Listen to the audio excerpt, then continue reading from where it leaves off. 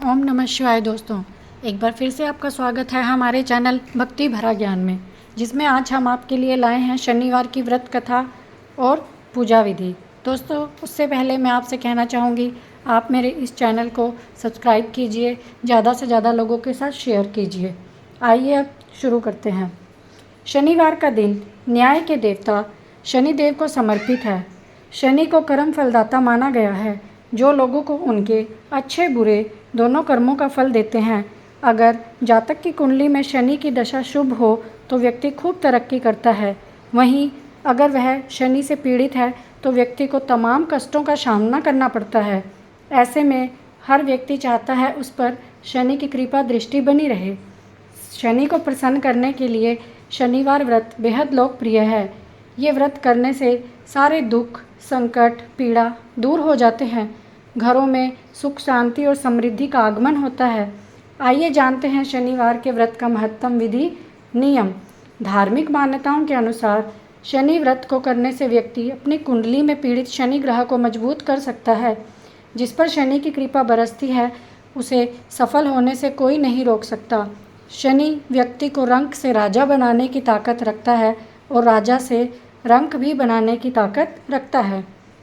एक समय की बात है जब सभी 9 ग्रह यानी कि सूर्य, चंद्र, मंगल, बुध, बृहस्पति, शुक्र, शनि, राहु और केतु में विवाद छिड़ गया कि उनमें सबसे बड़ा कौन है। सभी आपस में लड़ पड़े और देवराज इंद्र के पास पहुँचे।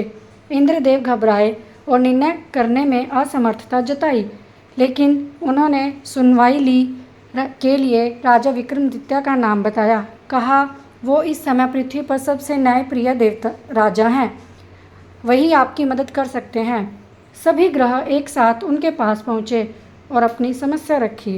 राजा विक्रमादित्य संकट में आ गए, क्योंकि वे जानते थे जिस भी ग्रह को छोटा घोषित किया वो क्रोधित हो उठेगा। तब राजा ने एक उपाय बताया। उन्होंने स्वर्ण, रजत, कांसा, पीतल, सीसा, रांगा, जस्ता, अभ्रक और लोह से 3 सिंहासन बनवाए। इस सिंहासनों को इसी क्रम से रखा। फिर उन सब से निवेदन किया, आप सभी स्थान ग्रहण करें।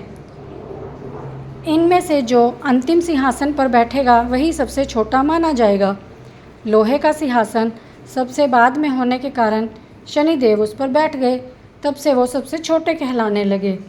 शनिदेव को लगा राजा ने ऐसा जानबूझकर किया है और वो गुस्से में बोले, राजा तू मुझे नहीं जानता।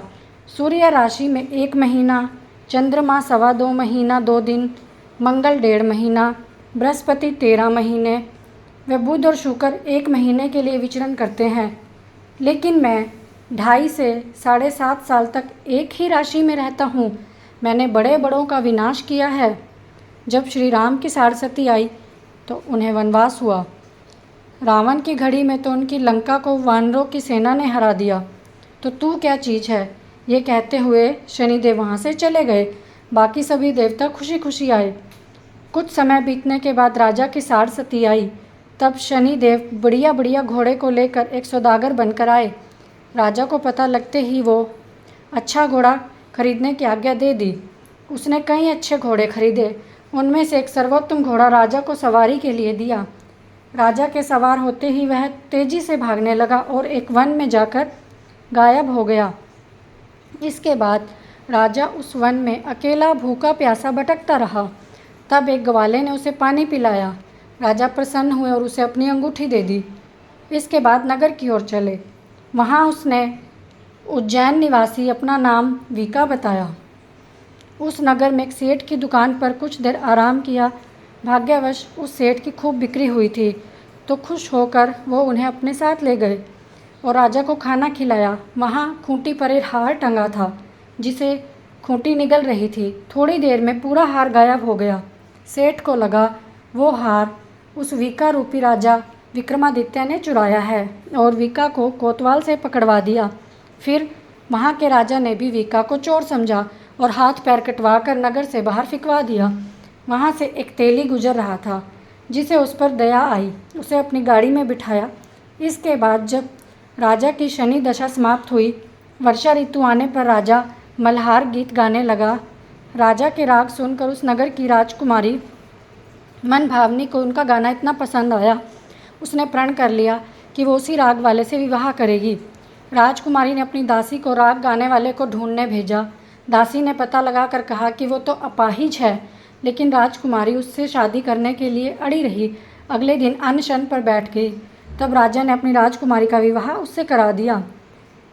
एक दिन राजा के स्वप्न में शनिदेव ने कहा, राजन, मुझे छोटा बता कर देख तूने कितना दुख झेला। राजा ने उनसे क्षमा मांगी और प्रार्थना करते हुए कहा, हे शनिदेव, ये दिन किसी और को मत दिखाना। शनिदेव मान गए और उन्होंने कहा, जो मेरी कथा और व्रत करेगा उसे यह दुख नहीं झेलने पड़ेंगे। जो चींटियों को आटा डालेगा उसकी सभी मनोकामनाएं पूर्ण होगी। ये कहते हुए शनिदेव ने उनके हाथ पैर वापस कर दिए। सुबह उठने पर राजकुमारी ने देखा तो चौंक गई कि वह कोई हाथ पैर कटा हुआ विका नहीं, उज्जैन का राजा विक्रमादित्य है। जब सेठ को ये बात पता लगी तो राजा से क्षमा मांगी। राजा ने कहा, इसमें तुम्हारा कोई दोष नहीं है, यह सब मैंने शनिदेव के क्रोध के कारण झेला है। सेठ ने तहे दिल से राजा का धन्यवाद किया। फिर सेठ ने राजा से अपनी कन्या श्री कवेरी के साथ विवाह करने का निवेदन किया। राजा ने इसे भी स्वीकार कर अपनी दोनों रानियां मनभावनी और श्री कमरी को लेकर उज्जैन चले गए। सभी अच्छे बुरे कर्मों के कारक शनिदेव ही हैं। तब से सारे राज्य में शनिदेव की पूजा और कथा नियमित रूप से होने लगी। कहा जाता है, जो भी शनिदेव का व्रत करते हैं, कथा सुनते हैं, पढ़ते हैं, उनके सारे दुख दूर हो जाते हैं। इस दिन सुबह जल्दी उठकर स्वच्छ कपड़े पहनकर पीपल के वृक्ष को जल अर्पित करें। यह जल शाम के समय दें। लोहे से निर्मित शनिदेव की प्रतिमा को पंचामृत से स्नान कराएं। मूर्ति को चावलों से बनाए गए 24 दल पर स्थापित करें और शनि मंत्रों का जाप करें। जय शनिदेव।